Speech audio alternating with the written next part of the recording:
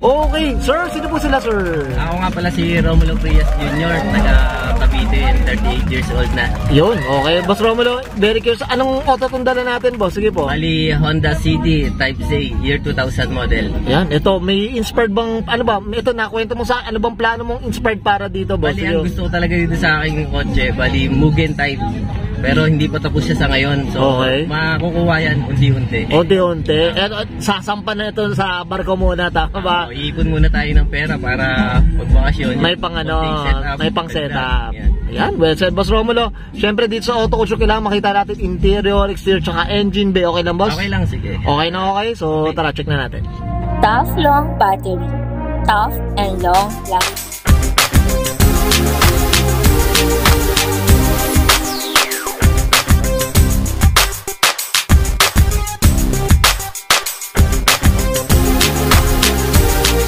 Interior tayo, Sir Romulo, anong meron dito, boss? Sige po. So, bali itong aking interior. So, stock lang to. Mula sidings natin dito sa harapan. Okay, yan. And then, meron ako mga bulaklak dyan. Kasi nagustuhan ko yung sa Thailand concept na ano, na mga may bulaklak na ganyan. So, nung pumunta ako ng Thailand, okay, nakita ko yan. So, binili ko na. Then, ang pinilitan ko lang dito, sige, ito. So, steering. Since Mugen nga yung gusto ko, unti-untiin ko na lang na paunti-unti, boss. Unti-unti lang din. Then yung sa ano ko, stereo, stock lang din siya. Okay. And wala pa akong masyadong napapalitan dito sa loob. Sa loob, ayan, no. Ito, boss, ito gaano katagal na ba, Sir Boss J, itong ano natin, itong auto natin sa kanila? Bali 2000 model to, and then nabili ko siya ng 2012. Nasa akin na itong ano. Nasa yun na. Tapos sinisetapan mo na rin. Tapos unti-unting setup. Mula 2012, biruhin mo, ito lang nagawa ko. So, unti-unti lang talaga. Unti-unti lang din talaga. Siyempre, iba-iba rin ng priority natin. Tama ba? Tayo na, may pamilya. Yan. Siyempre, family first. Yan. Kapag may sobra yun, konting bili. Siyempre, huwag natin babayaan yung pamilya natin. Yan ang pinaka-importante. Yan, well said, Boss Romulo. Okay. Boss, okay na tayo sa interior. Okay. Check naman natin yung labas. Okay lang? Okay lang. So, tara, check natin. Okay. Usapang exterior tayo sa Romulo. Anong meron dito, boss? Sige po. So, ito, mabali yung sa labas niya. Since Mugen talaga yung gusto ko eh. Kaya nilagyan ko siya ng modem. Then, palit na to ng ano, itong medyo fabricate na siya. Binago na yan. Itong grill, no? Kakaiba na. Okay. Then, itong ano ko, bali, nag-upgrade din ako dito sa bumper. Ito. Then, nakadikit na talaga siya. Basilyado na siya. So, kumbaga talagang pako na talaga to sa ano. Oo. Nakadikit na talaga. Dati kasi tanggal yan. Okay. So, maganda kasi tingnan para sa akin na masilya na siya doon. Kumbaga one piece na siya, no? Tama ba, Sir Romulo? Boss, usapang kulay tayo, Sir Romulo. Okay. Anong kwento dito, boss? Ano ba? Bali, itong ano, nakuha ko siya na white talaga. Since maganda naman yung white. And yun, hindi ko na siya pinalitan ng ibang kulay. Tsaka malinis, boss, eh, no? Mas malinis. Mas siya ayan, no? Pero never nyo pa napinturahan? Napinturahan ko na siya year, ano pa, 2009. So ako nagpintura nito. Kaya hanggang ngayon okay pa. Diyos ko, ikaw na rin bumubuga rin, boss. Ganun ba? Dati kasi nagkaroon ako ng business na about sa car. Dahil talaga hilig ko eh, mga sasakyan. Nag-business ako noon. Unti-unti nga, natuto ako magpintura. Eh nung gusto kong pinturahan, yun, pininturahan. Ikaw na. Bali ako na nagdira. Magpapapintura na lang tayo dito kay Sir Boss J na nandito. Para makatipid tayo dito, Boss J. Ito, usapang mags tayo. Anong mags pala itong nakakabit sa atin? Sige po. Bali, ano to, XXR. Then 16 ang ano niya, size niya. Ang size nito. Ito offset eh, no? Naka-offset. Naka-offset. Parang mas maganda pag nakamaskulado yung ano eh. Brusco, no? Nakalabas. Sinadya ko talaga na ilabas. Okay. Well said. Then ito, nagpalit ako na spoon type. Medyo na iba nga kasi spoon, nag-iba na naman. Kasi nag-biogen kasi dapat eh, no? Pero ito galing ano, ito retrofit yata to, tama po ba? Retrofit, oo. Kasi ina-adjust nila to. Bali yung mga grupo din namin yung nagagawa. Okay. Ayun din nakaka-discount pagka-tropa. Pag-tropa rin talaga. Ito boss, napansin ko may skirt sila. Ano bang kwento dito boss? Sige po. Bali pinagawa ko to. Kasabay no sa unahan sa likuran. Ito, bali type R. Bali, nung nagpagawa ko dyan, sabi sa akin type R babagay. So, okay sige, yan ang ilagay natin. Pero kumbaga, ni-retrofit ba o talagang pang ano rin? Kumbaga, pagkasya talaga para dito? Ni-retrofit din siya. Ni-retrofit din? Kasi parang mas okay siya sa mga XD. Okay yan, no? Then ito. Okay, dahil sa bigat nga nung loob, medyo nasira na yung aking ano. Itong ano, itong mga ka-auto, honestly, mabigat. malalaman natin bakit mabigat ang auto na to, mga auto. Sige boss, dito sa likod tayo, ano ba meron dito? Sige po. So, ito rin, bali, parang medyo halos kaparesa ng Type R or Mugen na bumper. Bumper, oo nga. Ay, oo nga, pang FD, no? Okay, ayan, no? Boss Roms, ito, napansin ko may spoiler tayo dito, boss. Anong kwento dito, bali, ito yung kwento ko dito. Nung una kong inspired talaga ako sa racing na type, kaya nilagay ko to. So, ngayon, since magbabago nga ako ng Mugen type na, bala kong alisin to, and then palitan na rin ng Mugen or Type R. Yung Type R, no? Para pumagay naman sa mga team ko. Sa tema ng auto. Ito, boss, ito pa yung lumang aluminum pa, eh, no? Bali, nakuha ko to 2008, 20... Kung ba matagal na rin ta? 2014 pa? Okay. So hanggang ngayon buhay pa naman. Then rare na rin na... Pwede pantago na to. Makakala ng mga Diyos ko, mga 90s dyan, ha? Mga taga 90s dyan. Naiintindihan natin na, Boss Roms. Okay.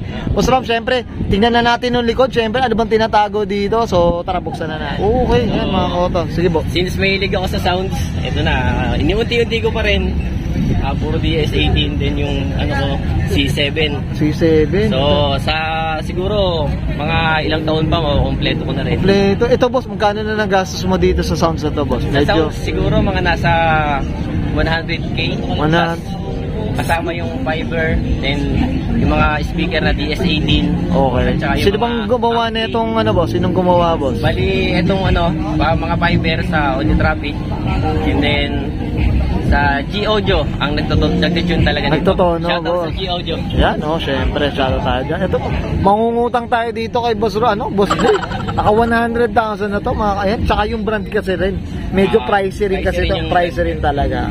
Okay, yan. Tapos ito pala, dagdag ko sa city. Bira makakita nitong whitetail.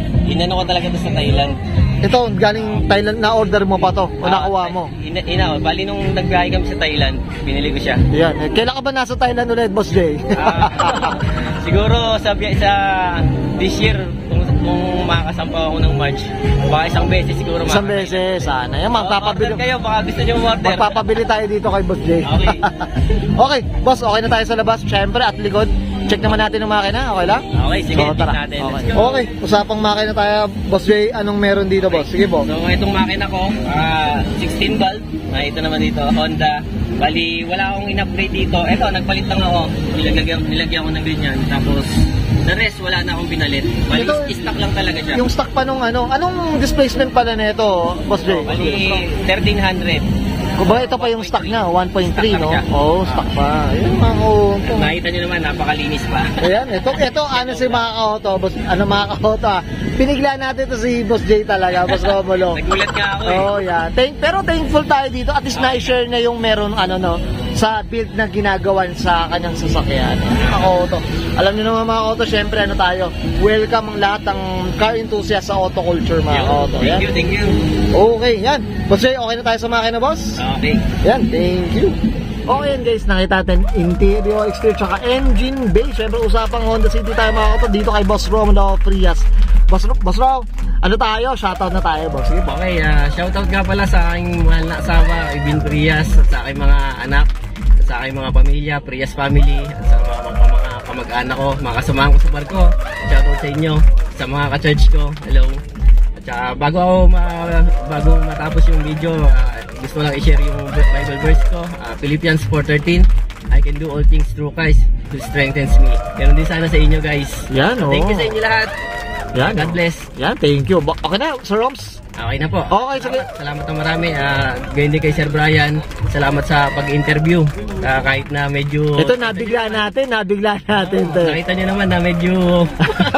Kumbaga, nagulat natin si Boss Roms. Na-surprise talaga ako. Kaya sabi ko, okay lang ba to? Parang na-surprise na talaga ako sa interview ni Sir Brian. And salamat talaga Sir Brian dahil nakita mo rin yung kahit na konting effort lang yung ginawa ko dito. Na-appreciate nyo pa rin. Sana guys, ganoon din sa inyo. Yun, mag-isilbing aral sana sa inyo na unahin natin yung pamilya bago tayo mag-upgrade ng mga auto natin or ng motors natin. Siyempre, family first tayo. Yan. Kumbaga makakantay naman, Sir Roms, diba? Pag yung auto. Okay, well said. Sir Roms, okay na po? Okay na po. Okay, sige. Salamat, guys. Okay, sige. Susbahin ko na. And Sir Romulo Frias Pass sa kanyang 2000 Honda City Type Z. Syempre, claim na ba natin ang Mugen inspired na to, boss? Syempre, abangan natin na, sir. Sana susunod na interview sa akin, nakamugen na ako. Mugen na yan. Okay, well said, okay na. Okay, thank you guys. Okay, so subscribe ka na, and Sir Romano Frias, and this is Horticulture. I can hear the demons call when they do what they do, and now I feel like taking off, find a place with a view. The pain is never gonna stop if it's controlling you. I know that time can heal it all, I just gotta get through. I just gotta get through, I just gotta get through. Cause I feel like taking off, find a place with a view. The pain is never gonna stop if it's controlling you. I know that time can heal it all, I just gotta get through. Sometimes I feel like all is lost, but I know it's not true. I wanna put up all my walls cause I'm not in the mood, but then I cut myself off from the rest of the room. I know that time can heal it all if you're patient, and soon it can all be worth it, all the searching. Pain is never really permanent, but damn it hurts, man. I could feel all of the turbulence and it's concerning. I've been searching for a purpose, I hope it's worth it. This society is really trying